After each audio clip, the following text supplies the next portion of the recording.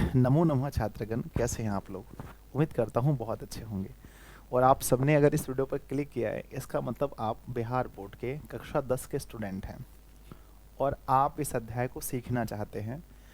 पहले साथियों, सबसे पहली बात है कि सबके मन में एक सवाल आता है कि गुरुजी, ये जो अध्याय है हमारा, ये कितने नंबर का होगा। अगर मैं आपसे कहता हूँ, अगर आपके एग्ज़ाम में 2 गुने प्रश्न होते हैं, 2 गुने प्रश्न होते हैं आपके एग्ज़ाम में, तो मैं कहता हूँ कि लगभग यह 6 से 7 नंबर का चैप्टर है।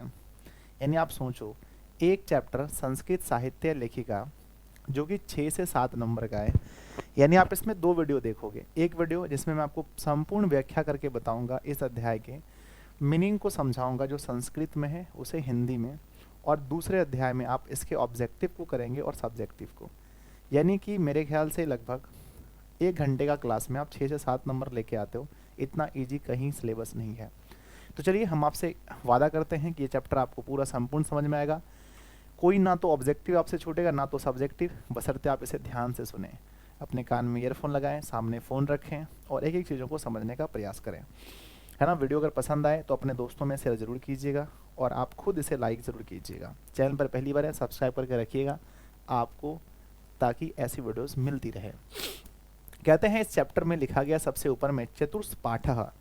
चतुर्थ मतलब होता है चौथा और पाठः मतलब होता है पाठ। यानी इस बुक में यह चौथा पाठ है। लिखा गया है संस्कृत साहित्य, मतलब संस्कृत साहित्य में लेखिका, यानी कि संस्कृत साहित्य में लेखिका के बारे में आपको इसमें पढ़ना है। अगर पुरुष कोई कविता लिख दे, कोई कहानी लिख दे, तो हम उसे लेखक कहते हैं, और यही काम अगर स्त्री कर दे तो हम उसे लेखिका कहते हैं। यानी इस अध्याय में हम संस्कृत के साहित्य में महिलाओं की या लेखिकाओं की या स्त्रियों की क्या योगदान है, क्या उन्होंने किया है संस्कृत साहित्य के लिए, उनके बारे में पढ़ने वाले हैं। आइए देखते हैं। लिखा है कि समाजस्य यानः पुरुषः। समाजस्य मतलब होता है समाज का, यानः मतलब होता है गाड़ी। गाड़ी को संस्कृत में यानः कहते हैं।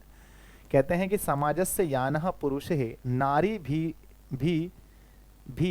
च चलती। कहते हैं कि समाज रूपी जो गाड़ी है वह पुरुष और नारी दोनों मिलकर के चलाते हैं।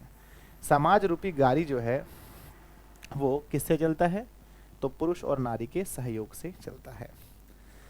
आगे लिखा गया है कि साहित्य अपि, साहित्य में भी उभयो समान महत्वम। यानी उभयो मतलब होता है दोनों का समान महत्व है। उसी प्रकार से, जिस प्रकार से समाज रूपी गाड़ी को चलाने में पुरुष और नारी दोनों चाहिए। अगर आप अपने समाज से आप पुरुष को हटा दो तो समाज नहीं चलेगा, नारी हटा दो नहीं चलेगा। ठीक उसी प्रकार से संस्कृत का जो साहित्य है या किसी भी विषय का साहित्य है, उसमें उभयो समान महत्व, यानी दोनों का महत्व समान है। समझ गए आप लोग। यहाँ से एक ऑब्जेक्टिव क्वेश्चन आएगा कि समाज रूपी गाड़ी किसके सहयोग से चलता है। ऑप्शन ए पुरुष का, ऑप्शन बी नारी का, ऑप्शन सी पुरुष और नारी दोनों का, या ऑप्शन डी कोई नहीं, तो कहना दोनों का।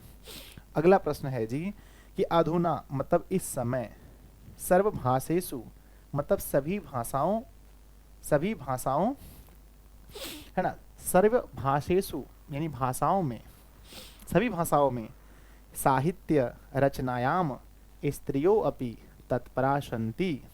कहते हैं कि इस समय सभी भाषाओं में, ऐसा नहीं कि संस्कृत में, हिंदी में, उर्दू में, सभी भाषाओं में, साहित्य रचनायाम मतलब साहित्य की रचना में स्त्रियों का भी, स्त्रियों अपि मतलब स्त्रियों का भी, है ना, तत्पराः सन्ति यस्य च लभ्यते। कहते हैं कि इस समय में सभी भाषाओं में स्त्रियां जो हैं वो साहित्य को लिख रही हैं और यश भी प्राप्त कर रही हैं। यश से मतलब होता है ना, नाम कमाना। यस्य च लभ्यते, और नाम भी कमा रही हैं। कितना अच्छा बात है जी।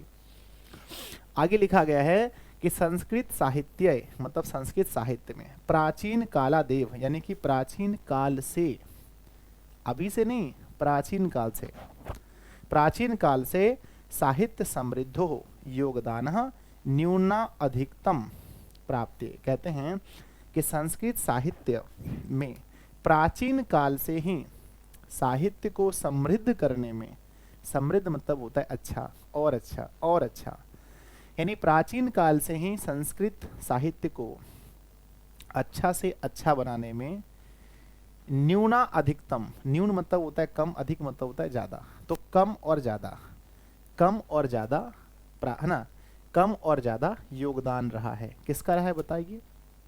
महिलाओं का योगदान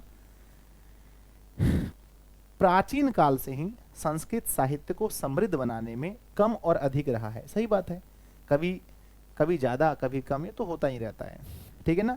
आगे लिखा गया है कि पाठे अस्मिन मतलब इस पाठ में, पाठे अस्मिन मतलब इस पाठ में, पाठे अस्मिनति प्रसिद्धानाम, इस पाठ में जो प्रसिद्ध हैं, प्रसिद्धों का, जो फेमस फेमस हैं, लेखिका नामेव, लेखिकाओं के नाम की चर्चा है। चर्चा वर्तते मतलब है। येन साहित्य, क्या लिखा है? येन साहित्येन, साहित्य निधि पूर्णे, जो साहित्य को पूरा करने में, तासाम योगदानम ज्ञायते, जिन्होंने अपना संस्कृत के साहित्य को पूर्ण करने में, भरने में अपना महत्वपूर्ण योगदान दिया है। तो इसका महत्व आप लोगों ने समझ लिया प्यारे बच्चों। एक लाइन को यहाँ से जो भी ऑब्जेक्टिव निकलने वाला था आपने देख लिया, और आगे आपके बहुत सारे ऑब्जेक्टिव्स निकलेंगे, बस आप शांति से पूरी वीडियो को अच्छे से देखिए।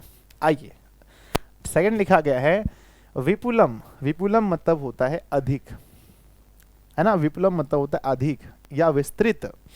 विस्तृत संस्कृत साहित्यम विभिन्न कवि भी, कहते हैं कि विस्तृत संस्कृत साहित्य के विभिन्न, है ना, विस्तृत संस्कृत साहित्य में विभिन्न कवि भी मतलब विभिन्न कवि, बहुत सारे कवि, शास्त्र का, है ना, शास्त्रकारेश्च, और शास्त्रकारे, सन, है ना, क्या लिखा है? संवर्धत, है ना, संवर्धितम, यानी कि विस्तृत या फिर, है ना, विस्तृत संस्कृत साहित्य को बढ़ाने में, है ना, संवर्धनम होता है बढ़ाया है। विस्तृत संस्कृत साहित्य को बहुत सारे कवियों ने और शास्त्रकारों ने मिलकर आगे बढ़ाया है। समझ गए? इस लाइन का मतलब हुआ।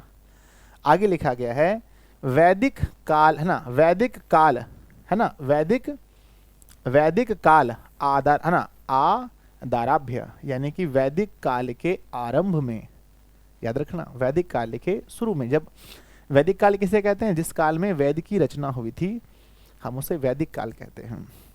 वैदिक काल, है ना, काला, है ना, क्या लिखा है? वैदिक कालादारभ्य शास्त्रानाम काव्यांच रचने संरक्षणे च यथा, कहते हैं कि वैदिक काल के आरंभ में शास्त्रों की काव्य रचना, यानी कि शास्त्रों को लिखना और उसको, उसका संरक्षण करना, क्योंकि उस समय अभी के ज़माने नहीं कि फ़ोटो खींच के रख लीजिए, उस समय कोई भी चीज़ अगर लिखा जाता था तो उसे बचाकर रखना एक चैलेंजिंग होता था। अभी तो हम कुछ भी लिखते हैं उसकी 1000 फोटोकॉपी बना सकते हैं, उस समय फोटोकॉपी नहीं होता था, तो उसे संरक्षित करना भी एक चैलेंज था बच्चों। कहते हैं वैदिक काल के आरंभ में शास्त्रों, कहते हैं शास्त्रों, है ना, शास्त्रानाम, है ना, कव्या, है ना, कव्यान चह रचने संरक्षणे चह, उसको लिखना और उसका संरक्षण करना।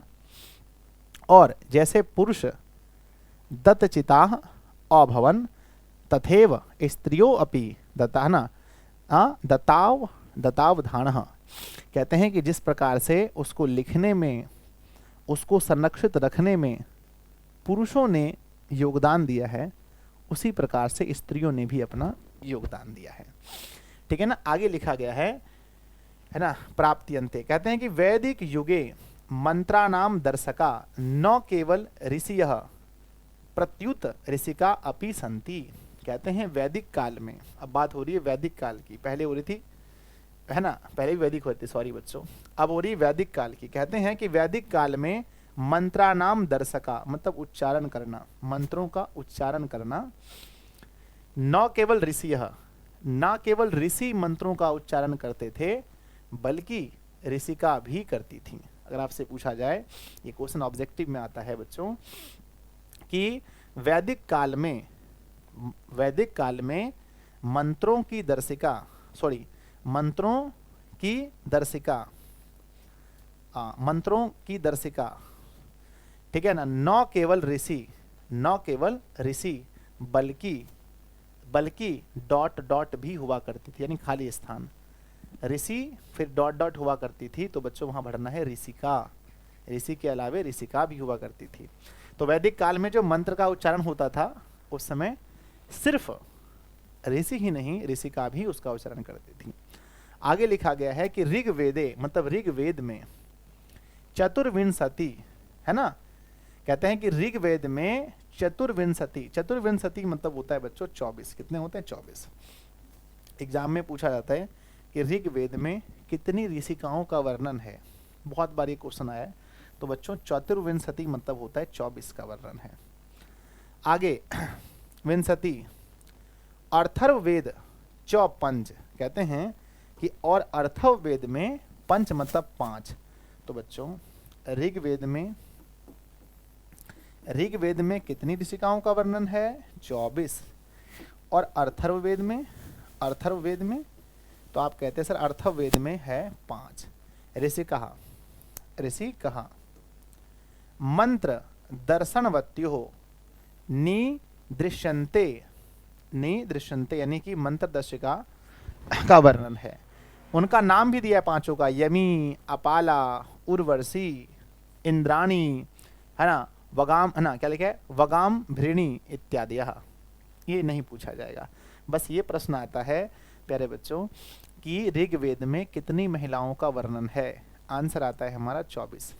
अर्थर्ववेद में कितनी ऋषिकाओं का वर्णन है? आंसर है हमारा 5। ठीक है, तो यहां तक में जो ऑब्जेक्टिव क्वेश्चन है आपने देख लिया। यहां आपने देखा था कि समाज की गाड़ी किससे चलती है? तो पुरुष और नारी दोनों के सहयोग से, ठीक है ना, पुरुष और नारी दोनों के सहयोग से। आइए आगे बढ़ते हैं, आगे बहुत सारा है। कहते हैं, यहां से ध्यान दीजिएगा, हम उम्मीद करते हैं दोनों स्टैंजा आपको बहुत बढ़िया समझ में आया होगा। कहते हैं कि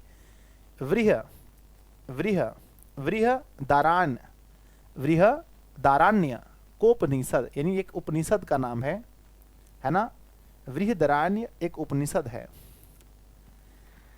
उपनिषद याज्ञवल्क्य पत्नी, यानी कि याज्ञवल्क्य एक ऋषि का नाम है और उसकी पत्नी है, नाम क्या है? मैत्रेय। एग्जाम में पूछा जाता है बच्चों कि याज्ञवल्क्य की पत्नी का नाम क्या है? तो कहते हैं मैत्रेय। मैत्रेय किसकी पत्नी का नाम है? बच्चों याज्ञवल्क्य की। और यह वर्णन किस उपनिषद में है? तो कहते हैं वृहदारण्य उपनिषद में। इसको लिख करके आप याद कर लेना, इस उपनिषद का नाम क्या है?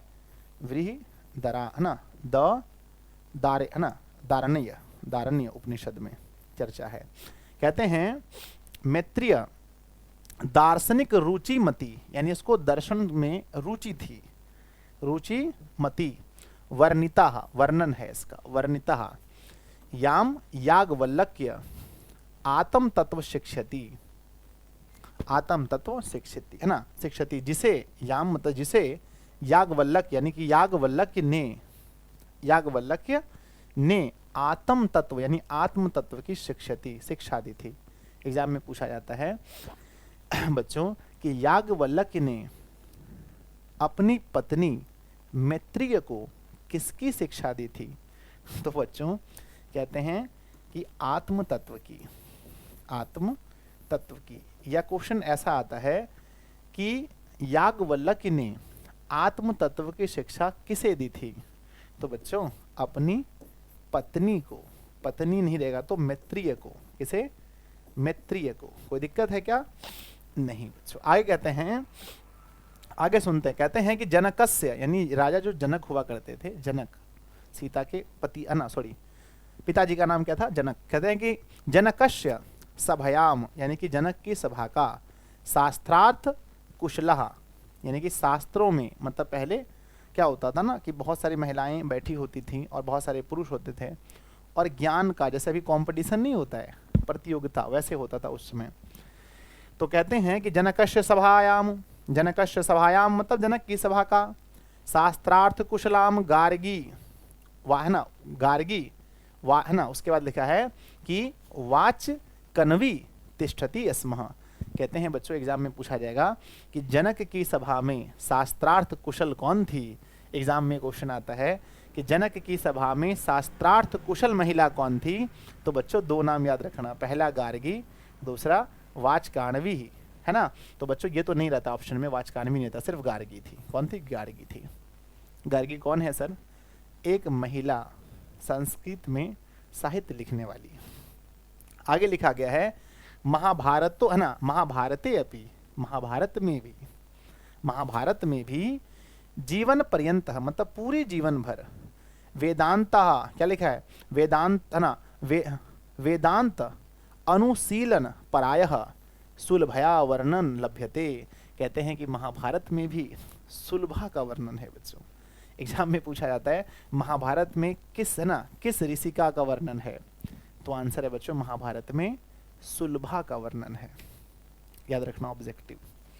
आगे लिखा गया है कि लौकिक संस्कृत साहित्य, जो अभी हम संस्कृत पढ़ रहे हैं ये लौकिक है, ये वैदिक नहीं है। इसमें 5 लकार होते हैं, वैदिक में 10 लकार होते हैं। बच्चों यहाँ तक आपने याद रखा होगा सब लोगों ने, मुझे पता है। जल्दी से बताओ। कहते हैं कि याज्ञवल्क्य की चर्चा किस उपनिषद में है। तो आप कहोगे सर उसकी चर्चा है बृहदारण्यक उपनिषद में। पूछा जाए याज्ञवल्क्य की पत्नी कौन है, आप कहोगे सर मैत्रेय। मैत्रेय को याज्ञवल्क्य ने किसकी शिक्षा दी है, आप कहोगे सर आत्म तत्व की शिक्षा। आत्म तत्व की शिक्षा मैत्रेय को किसने दी है, तो उसके पति ने, नाम है याज्ञवल्क्य ने। आगे पढ़ते हैं कि बच्चों जनकस्य सभा में शास्त्रार्थ कुशल यानी शास्त्रों में कुशल कौन थी। आंसर है बच्चों गार्गी। महाभारत में किसका वर्णन है, आप कहोगे सर सुलभा का। आगे लिखा गया है कि लौकिक संस्कृत साहित्य प्राणेण चत्वारिंशत्, यानी चत्वारिंशत् मतलब होता है बच्चों 40। क्या होता है? 40। चत्वारिंशत् कवयित्रीय नाम, यानी कि लौकिक संस्कृत में 40 कवियत्रियों का सार्ध शतम पद्यानि, शतम मतलब होता है 100, पर सार्ध शतम मतलब होता है 50 बच्चों। ठीक है ना। कहते हैं सार्ध मतलब आधा होता है, तो कहते हैं कि 50 पद्यानि स्फुट रूपेण मतलब इधर उधर, इतस्ततो लभन्ते देखने को मिलते हैं। कहते हैं बच्चों कि लौकिक संस्कृत में 40 कवयित्रियों के पद जो हैं, उसके द्वारा लिखे गए जो पद हैं वो इधर उधर देखने को, 40 कवियत्रियों के लगभग 50 पद इधर उधर देखने को मिलते हैं। आपसे पूछा जाए कि लौकिक संस्कृत में कितनी कवियत्रियों का वर्णन है बच्चों, तो आंसर कहना 40।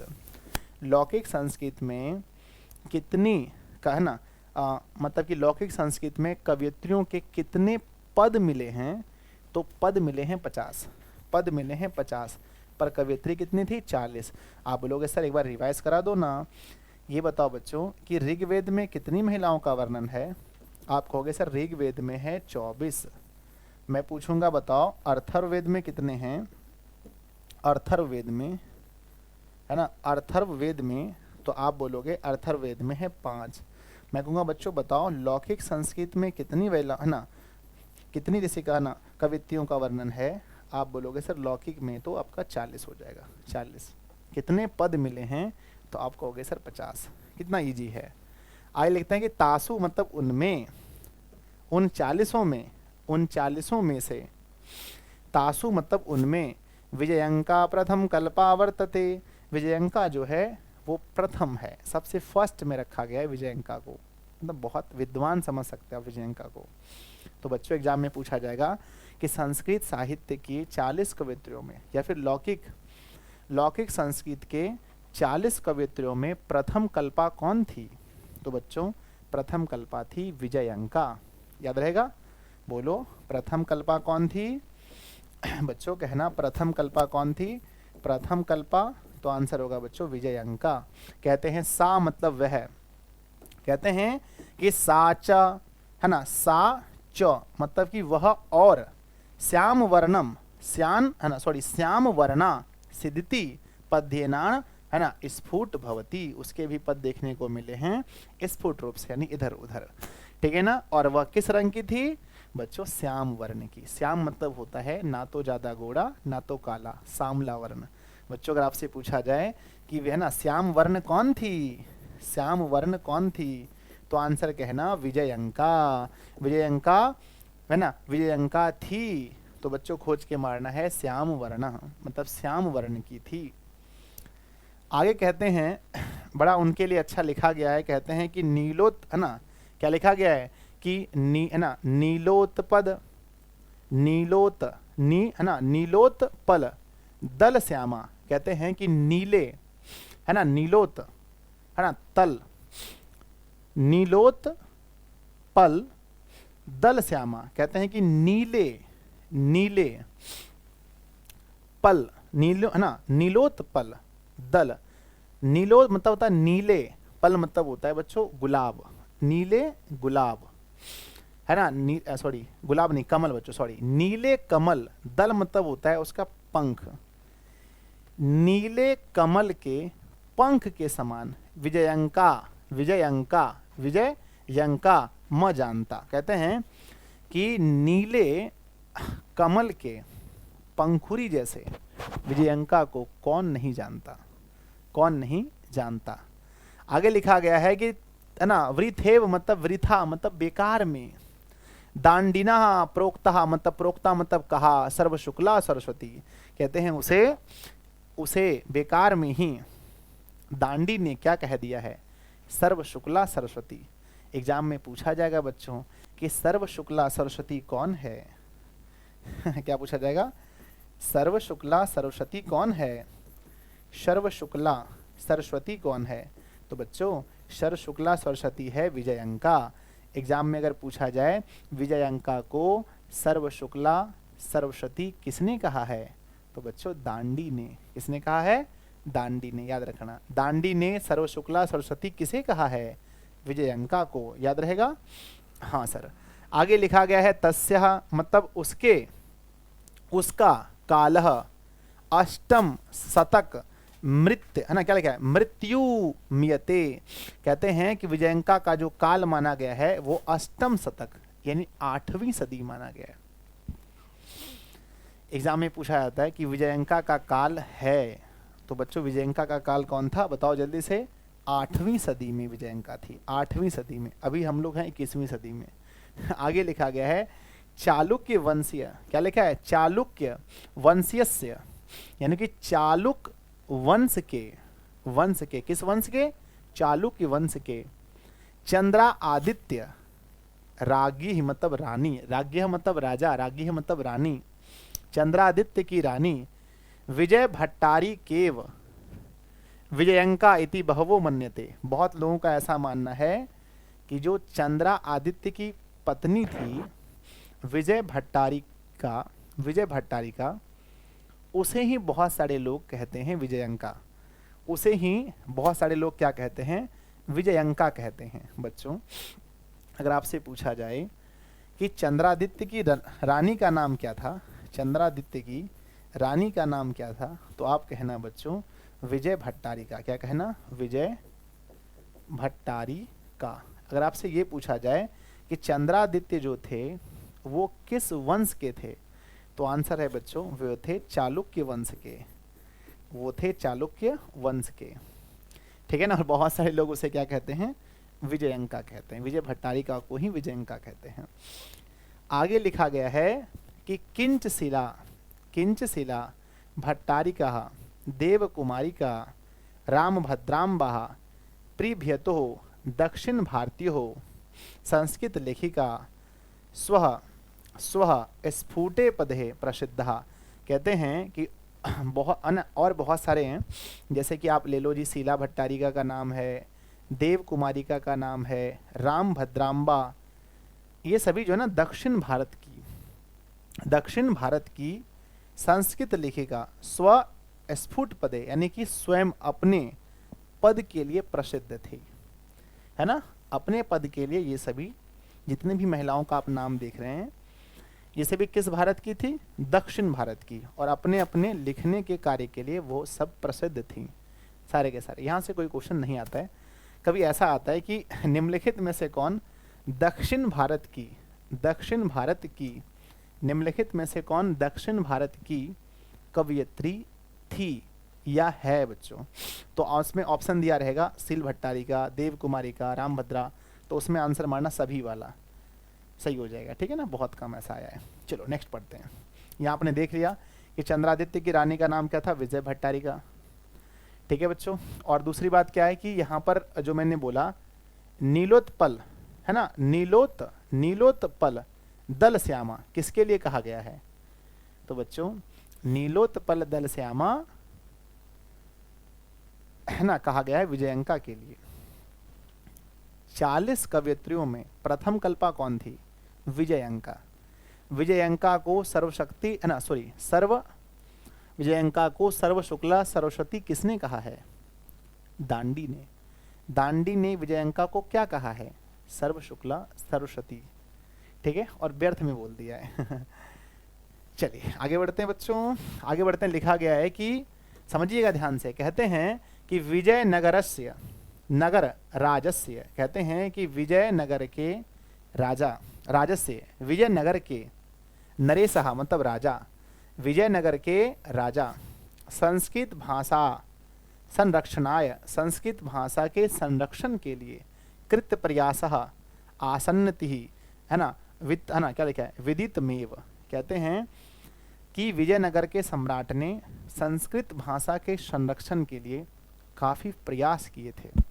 बच्चों एग्जाम में ऑब्जेक्टिव क्वेश्चन आएगा कि संस्कृत भाषा के संरक्षण के लिए किसने प्रयास किए थे? ऑप्शन दिया रहेगा, यहाँ के राजा, वहाँ के राजा, जो भी दिया रहेगा आपको आंसर मारना है विजयनगर के राजा। आगे लिखा गया है तेसा है ना तेसाम अंतःपुरे अपि, कहते हैं तेसाम अंतःपुरे अपि संस्कृत रचना कुशलः राज्ञो भवनः, कहते हैं कि उनके तेसाम अंतःपुरे, अंतरपुर हम उसको कहते हैं एक ऐसा स्थान जहाँ पर सिर्फ स्त्रियां होती हैं और वहाँ सिर्फ राजा जा सकते हैं, राजा के आदेश के अलावा कोई नहीं जा सकता।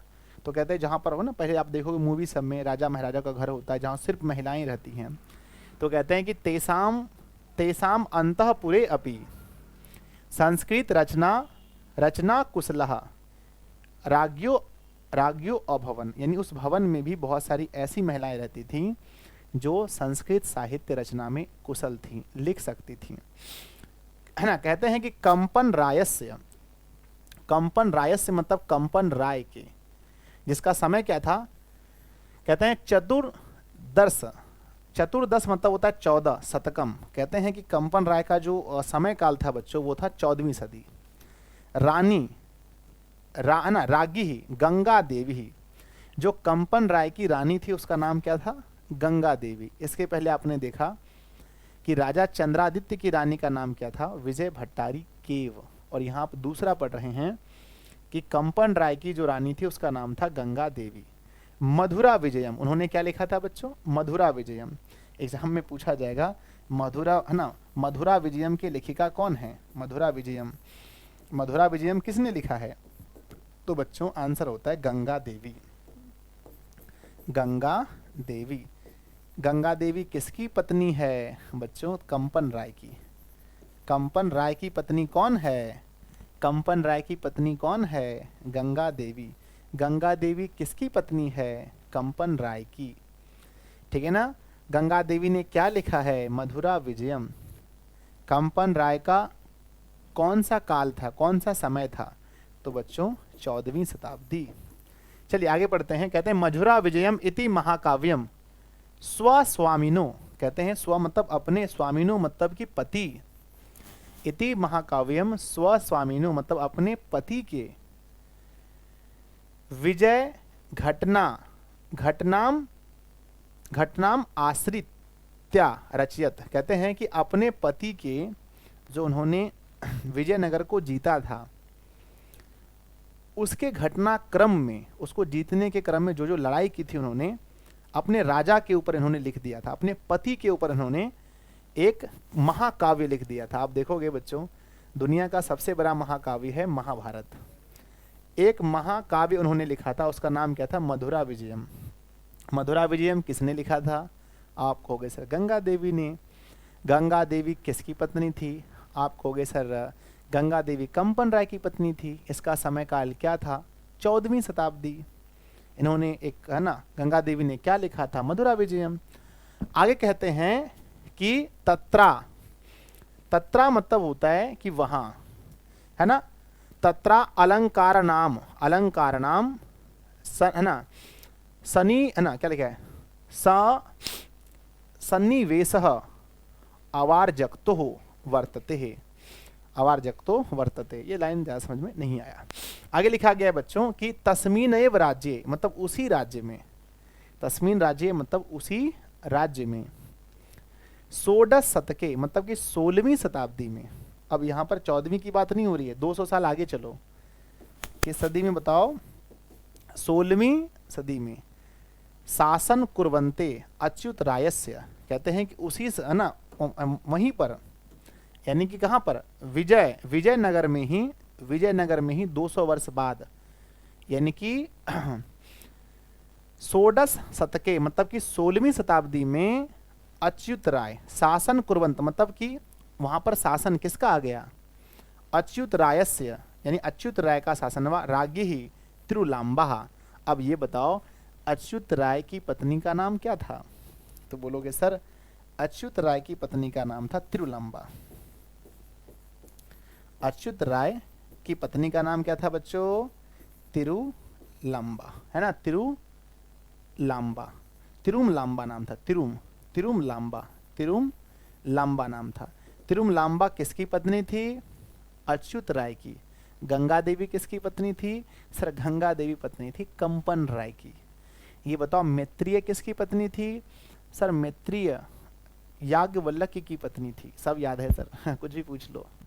आगे लिखा गया है, आगे लिखा गया है तिरुलांबा वर दाम्ब, है ना, क्या लिखा है कि वर दाम्बी का परिणय, है ना, वरदाम्बी का परिणय नामकः प्रौढ़ चंपू काव्य, चंपू काव्य, काव्य है ना, चंपू काव्यम रचयत। उन्होंने चंपू काव्य की रचना की थी। बच्चों एग्जाम में पूछा जाता है चंपू काव्य की रचना किसने की थी? भूलना मत, पूछा जाए चंपू काव्य की रचना किसने की थी तो तुरंत जवाब देना तिरुलांबा ने, तिरुमलांबा ने। तिरुमलांबा ने चंपू, है ना, चंपू काव्य की रचना की थी।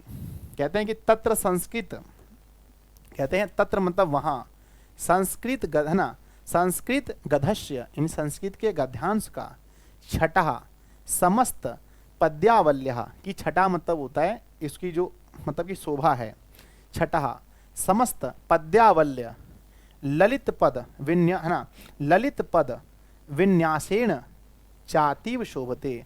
कहते हैं कि वहां पर संस्कृत के गद्य की जो छटा है वो समस्त पद्यावल्य चारों तरफ क्या होती हैं? शोभते हैं, दिखाई पड़ते हैं। कहते हैं बच्चों आगे की संस्कृत साहित्य मतलब संस्कृत साहित्य के प्रयुक्त दीर्घतम समस्त पद पदमपि तत्रेव, है ना, तत्रेव लभ्यते। कहते हैं कि संस्कृत साहित्य में जो प्रयुक्त होने वाले, उपयोग होने वाले, दीर्घतम मतलब होता है सबसे बड़े, समस्त पद भी वहीं देखने को मिलते हैं। कहाँ की बात हो रही है? विजयनगर की बात हो रही है। विजयनगर में कितने शासक हुए? इसमें 2 शासक। पहले कौन थे? सर पहले हुए करते थे, सबसे पहला था है ना, सबसे पहला था सर, वो क्या नाम था उनका, है ना, पहले वाले का नाम था कंपन राय। कंपन राय कब हुआ करते थे? सर 14वीं शताब्दी में। उसकी पत्नी कौन थी? सर गंगा देवी। उन्होंने क्या लिखा था? मधुरा विजयम। उसके बाद कौन आए? उसके बाद आए बच्चों, उसका नाम क्या था? अच्युत राय। अच्युत राय कब आए? 16वीं सदी में। उसकी रानी का नाम क्या था?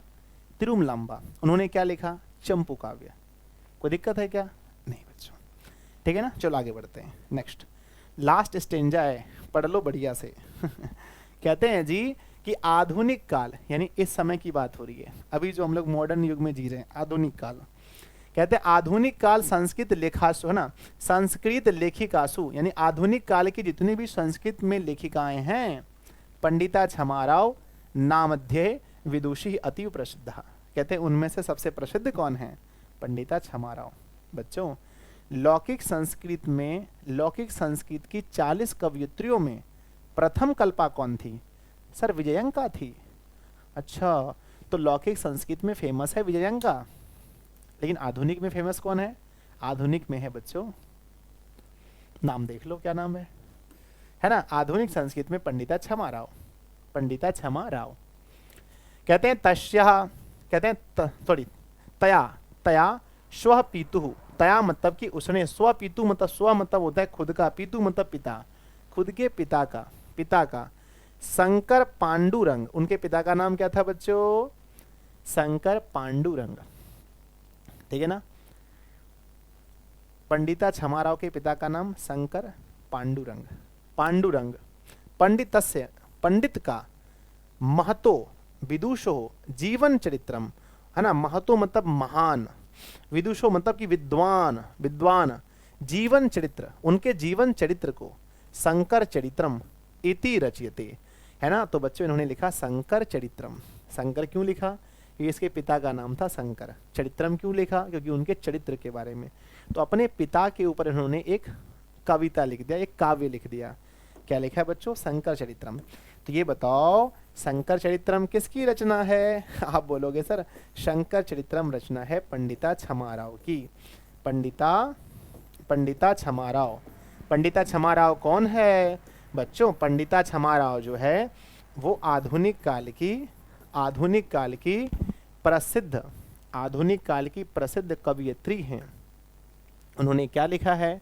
शंकर चरित्रम। शंकर चरित्रम क्यों लिखा?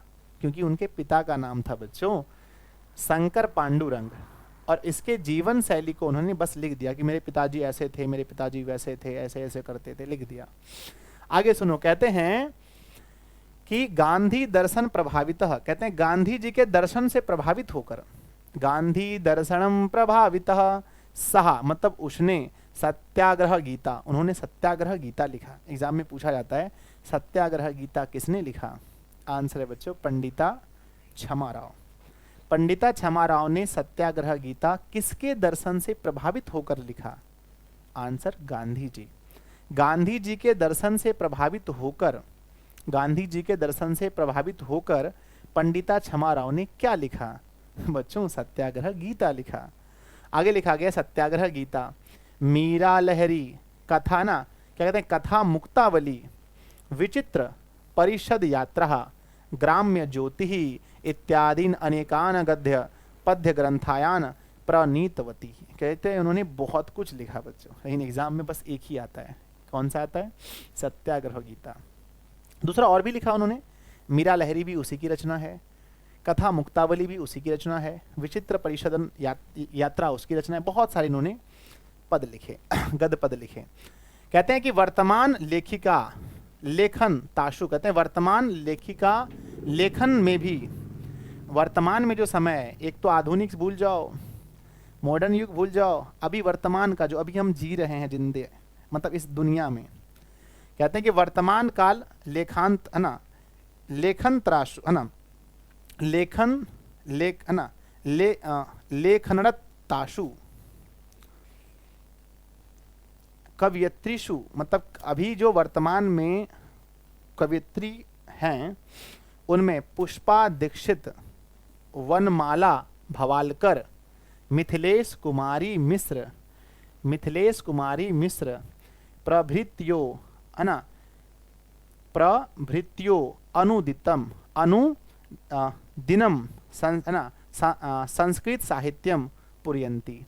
और अभी ये लोग मिलकर के संस्कृत साहित्य को पूरा कर रहे हैं, जो भी कमी है उसको पूरा करने में लगे हैं। बच्चों एग्जाम में क्वेश्चन आएगा कि मिथिलेश कुमारी किस काल की, बहुत बार पूछा गया है, मिथिलेश कुमारी मिश्र किस काल की संस्कृत लेखिका, ना किस काल की कवयित्री है? तो बच्चों मिथिलेश कुमारी तो अभी वर्तमान में है। अगर पूछा जाए विजयंका किस समय की है, सर विजयंका के बारे में, है ना, सॉरी विजयंका नहीं, क्षमा राव, पंडिता क्षमा राव किस काल की है? बच्चों पंडिता क्षमा राव जो है आधुनिक काल की है, पंडिता क्षमा राव आधुनिक काल की है। कुछ क्वेश्चंस पूछता हूँ, फटाफट से बता दो, उसके बाद फिर मैं तो टेस्ट लूंगा ही। पहला क्वेश्चन आता है बच्चों, समाज की गाड़ी किससे चलती है? आप कहोगे स्त्री और पुरुष दोनों से। दूसरा क्वेश्चन है कि ऋग्वेद में कितनी महिलाओं का वर्णन है? आप कहोगे सर 24। अर्थोवेद में कितना है? आप बोलोगे 5, है ना। और लौकिक संस्कृत में कितना है? आप कहोगे 40। लौकिक संस्कृत में कितने पद मिले हैं? 40 कवित्रियों के कितने पद मिले हैं? आप बोलोगे सर 50 पद मिले हैं टोटल, छीट फुट इधर उधर 50 पद मिले हैं। मैं पूछूंगा कि मैत्रेय किसकी पत्नी थी? आप बोलोगे सर याज्ञवल्क्य की। याज्ञवल्क्य ने किसकी शिक्षा दी थी? आप बोलोगे सर आत्म तत्व की। याज्ञवल्क्य मैत्रेय की चर्चा किस उपनिषद में है? आप बोलोगे वृहदरा, ना बोलना थोड़ा कठिन है, वृहद ऐसे कुछ है, वृहदरान कुछ भी होगा। चलो आगे फिर मैं पूछने लग, आप समझ गए आप क्या होगा ना। अगर मैं पूछूं बच्चों आपसे ये कि, है ना, चंद्रादित्य की पत्नी का नाम क्या था?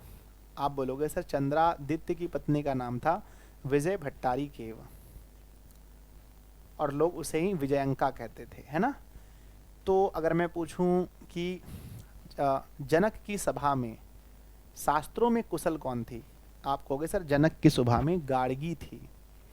मैं पूछूंगा महाभारत में किसकी चर्चा है? आप बोलोगे सर सुलभा की चर्चा है। फिर मैं पूछूंगा बच्चों ये बताओ चंद्रादित्य का समय काल क्या था?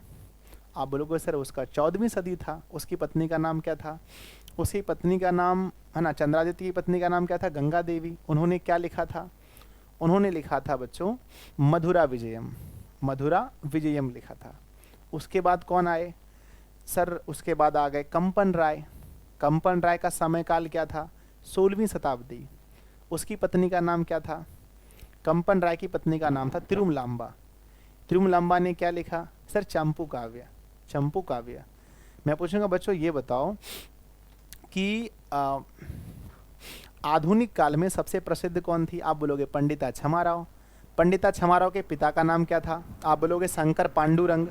शंकर पांडुरंग के ऊपर उन्होंने कौन सा उन्होंने रचना किया था? आप बोलोगे सर शंकर चरित्रम रचना किया था। अच्छा, उन्होंने बच्चों जो किसके दर्शन से प्रभावित होकर उन्होंने बहुत सारी गद और पद लिखे थे? आप बोलोगे गांधी जी से, है ना।